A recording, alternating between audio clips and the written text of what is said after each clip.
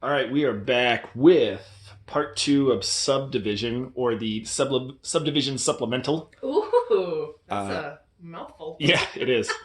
We've got Steph here. Hello. I'm Joel. She's going to be talking about everything that involves answers. I'm going to be asking questions. Let's get to it. So, if you want to go a little further in depth into Subdivision, here's your answers. Yeah. And as always, if you've got other questions or um, have other comments or information, I'll post them below. Totally great. I think it's awesome.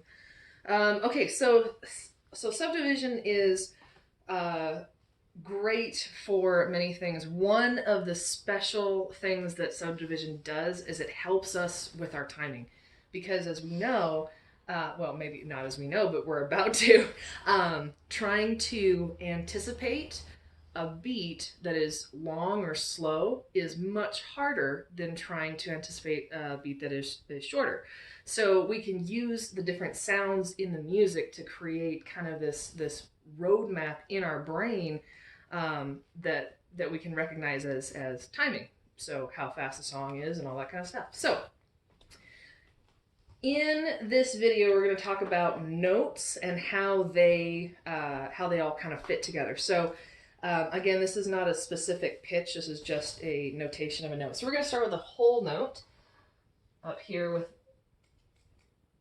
with my big circle. So this is a whole note. It gets 4 counts. So this is our we're going to assume that we're using 4/4 time. And again, for those of us who may need a refresher, 4/4 time is 4 beats in a measure, and the quarter note gets 1 beat. So we're going to assume that this is what we're dealing with. So now we've got a whole note, so this is going to be 4 counts. In those 4 counts, or in that measure, we have the option of breaking it down just a little bit more, basically breaking it in half, and we're going to use a half note. So we've got an open circle with a stem. So in this whole note, we have 2 half notes. 1, 2, 3, 4. So we've got 2 beats per. Oh, undo the line. We don't need that line there. So 2 beats per note. Thank you, Joel. Mm-hmm. And in each of these half notes, we have 2 beats as well, or 2 breakdowns as well. So now we've got our quarter notes, which are a filled-in circle.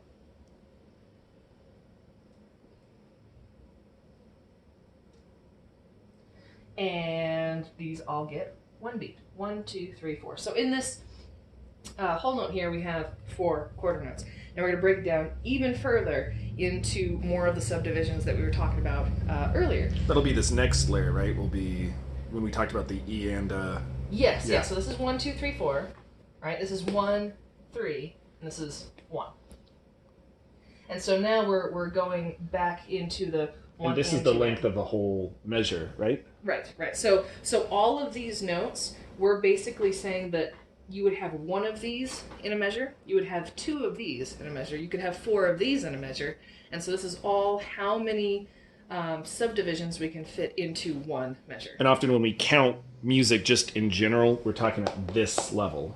Right. So in 4/4 time, this right here, this quarter note gets the beat. This is what we're using, right? So we're gonna break it down even further, and we're gonna go, okay, in a quarter note we have 2 eighth notes. So now we've got a circle with a stem and a flag. Circle with a stem and a flag. Circle with a stem and a flag. We're getting really close to each other. And way over here, circle with stem and flag. So now you'll notice that our eighth notes, 1, 2, 3, 4, 5, 6, 7, 8, 8 of those can fit into 1 measure. 8 of these notes can fit into 4 of those, and so on up. So this is our 8th note, 1/8 of the whole. Then we've got our 16th note. So now I'm going to spread it out a little bit because you're running out of space? I'm going to run out of space, yeah. So we're going to use, so in these 8th notes, we have 2 16th notes, right? So we've got 1, 2, 3, 4, 5, 6, 7, 8, 9, 10, 11, 12, wait, 1, 2, 3, 4, 5, 6, 7, 8. That's only 6. and So this would be notated as like before with those two flags. Oftentimes, if you see these together, they'll look like that, right? So we're gonna go ahead and draw them that way. Boop, boop, boop, boop, boop, boop, boop. Okay, 1, 2, 3, 4, 5, 6, 7, 8. So there are 16 of these guys in 4 counts. I'm not going to do 30-second notes, but just so you know, a 30-second note has 3 flags. And if you were drawing them together, you have 2 little bars, or 3 bars there. Whew! So as a dancer, someone who isn't playing music, Sure. as a dancer, Sure. what's the important thing to pull from all of this getting split up? So what the heck are we even doing here? Yeah. Yeah. So basically, you have if we recognize that every sound in the music is accounted for. So whether we're playing a long note here, or we're playing a bunch of little notes, or we play like a semi-long note and then a bunch of little notes over here, whatever is happening in the music, always underneath is kind of this chugging along of these 16th note, 30-second notes, the 1 and a 2 and a 3 and a 4 and a. So no matter what's happening, we kind of have this chugga chugga chugga chugga chugga chugga chugga chugga. There we go. 1 and a. So this right here, that 1 and a, where if I just said all of those and we're in 4/4 time and we're not swung, where does that fall? So if we're looking at 1 and a, that's this down here. 1 and a, 2 and a, 3 and a, 4 and a. Because just 1, 2, this right here is a quarter note. Correct. And that's this level. That's that level. 1 and 2 and, so just these two. 1 and 2. And 2. That's this level. Okay. 1 and 2 and 3 and 4 and. So we can see how it's split up in a more visual way. Right. Or at least a more musically mathematical way. Right. So we've got our tree of options. And so as a dancer, if I'm listening to the song, and we know as humans, our brains love patterns. If we can let ourselves listen to the song, and by almost accidentally sometimes, and this is when people go, oh, just feel it. It's not something we're feeling, but our brains are picking up these patterns down here. So it's almost as if, can I have the eraser? It's almost as if we've taken, like, depending on the song, like we might be missing one of these guys. Maybe we've got 1 or 2 of these guys missing. That's not being played right now. This one over here, also this one. Like, because all of this is happening and there's a very distinct kind of way that, or maybe not way, all of these notes are represented by either holds, right? So I would go, oh, I don't want you to play that, so here's a hold. That's called a rest, That's right? called a rest. Yeah. Yes. You're so good. That was a bad one. Let me try that again. Do-do-do. So we've got a quarter note rest up here. We've got... Now the different rests are notated differently depending on the note that you're resting, correct? Right, because I have to know for how long I'm resting, right? And if I don't, then I'm the idiot sitting there not playing. You're resting a whole note. But yeah, I'm resting a whole note. I'm resting an entire piece. Yeah, so depending on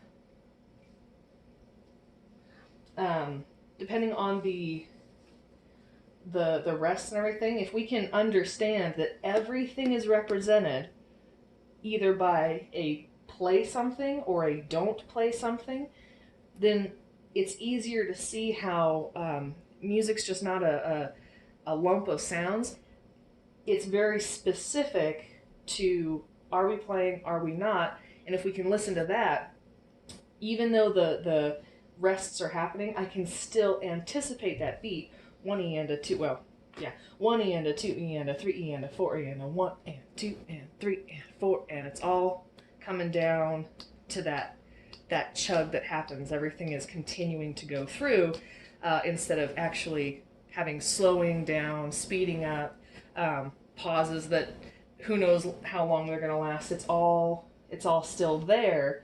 We might just not be playing on that beat. Right, and it's important as dancers to recognize this chug because we dance on rests all the time. All of the time. All the time. Yeah. So using our ruler, our measurement to hear how this chugs along, I can dance on these rests. Because all the times we get students who go, well, the beat has stopped or the beat has gone missing or something like that. Or my favorite, let's dance to the slow part or the fast part. It just means you have a lot of rests often. Right. I mean, beat songs can change tempos for sure. They can.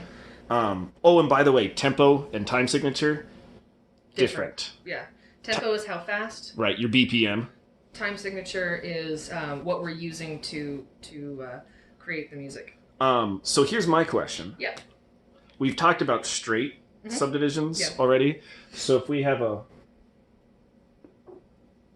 swung division, where does that play in? So all of this is the same. If you're talking swung, so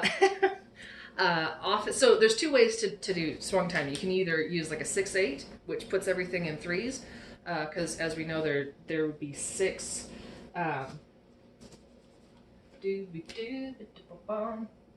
6, 8, 6 beats in a measure, which puts it in 3 equal pieces, and the 8th note gets 1 beat. So this little guy down here.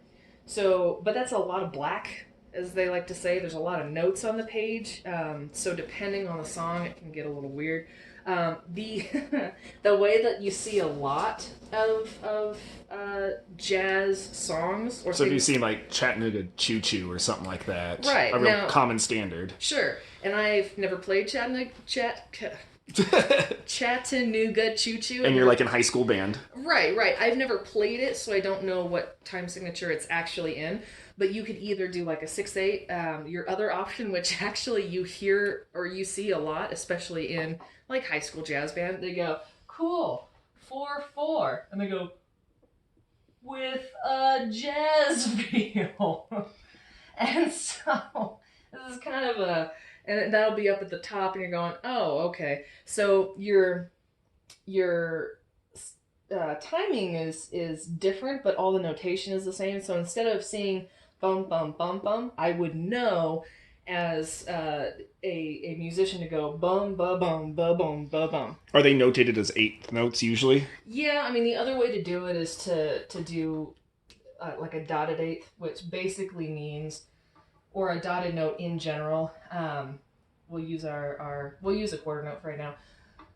A dotted quarter note, anytime you put a dot behind it, it means that to add 1/2 extra. So it would be like playing your quarter note and then an 8th note right after it, and they would tie together. That's another thing. So if you see that little whoop whoop, that means this is an entire value. So instead of it being 1 and, right, or 1, 2, like half, it would be played as a whole unit together. So it would. We are talking just to reiterate. This one anda is here on the 8th, not on the 16th like the other one. Yeah, typically, yeah. Typically, we're talking this. It's most times notated here because we're instead of now again, depending on what that bottom number is, that would change. Right. But if we're going with 1 beat here, then our 8th notes are the ones that are representing those half beats. And remember, this is longer than this. Yeah. So this is basically the representation of 1. Oh, that's not even a 1. Let's try that again. 1 and... Why do I keep doing it? Stop! 1 and 2. So it's like in between this one and this one. Does that make sense? Yeah. And so our 1 and is just a little bit longer because we have less subdivisions, but it's not as long as 1 and 2. This is why jazz is hard to play. Yeah. Because this is really straightforward. It's like, oh, this is just Cool. 16th. I break it down less or more, half or double. Yeah. But when we're starting to talk about swung timing, breaking it into threes, things get a little weird. So It's like it was created organically, and then we tried to put notation to it. Well, yes, that's exactly what happened. Yeah. All of this is man's way of going, what is happening? How do we teach this exactly. in a scholastic way? Yeah. How do we teach it? And more importantly, how do I put it on paper so that somebody else can make the sounds that I'm hearing in my head? Yeah. This is just a teaching slash what do you call that? This is a Rosetta Stone. Oh, sure. That's what that is. So dancers, the more we can, I mean, we don't have to understand all of music theory at one point, but we do and should try to get a better understanding of beats, timing, because it's what we need to survive. Right. The best thing to do if you're trying to learn more about music, or if you're just going, I want to be able to hear the beat sooner, quicker. I want to get out onto the floor and just be able to go instead of going, shoot, how fast is this? Is this swung? Is this straight? Listen to a bunch of different types of music. Just at home, by yourself, totally fine. You can, even if you have a question on a song, I mean, there's so many resources out there. You can be like, is such and such a song straight or swung? And you will probably get an answer. Now, the other thing is... you can put that down in the comments below, and we'll tell you what it is, and we can make a whole game of it. For sure. We'll break down the why or the why not, and kind of give us a better perspective. But the best thing to do is to know kind of what's going on. You go, cool, I might not be able to explain it to somebody else, but I kind of understand. Then listen to a bunch of music and go, okay, do I hear a 1 and 2 and 3 and 4 and, or do I hear a 1, 2, 3, 4?